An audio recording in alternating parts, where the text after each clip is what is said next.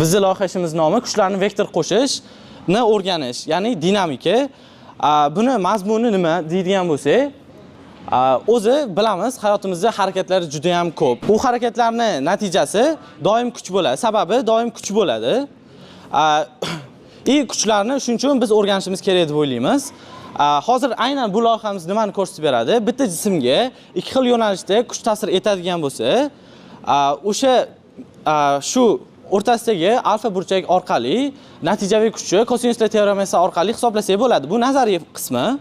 Shuni aniqlab turib, qarama-qarshi burchak ostida xuddi o'sha natijaviy kuchni qo'yadigan bo'lsak, jism muvozanat holati saqlanishi kerak degan teoremani, o'sha teoriyani nimani isbotlab berish maqsadimiz edi. Nazariy qismida kosinuslar teoremasidan foydalandik. Bitta jismga ikki xil kuch ta'sir etganda va orasidagi burchak alfa bo'lganda shu formula orqali o'sha uchinchi yo'nalish, natijaviy yo'nalish aniqlanadi. Bunda kuch ko'radigan bo'lsak, F orqali ko'rsatib berishimiz mumkin.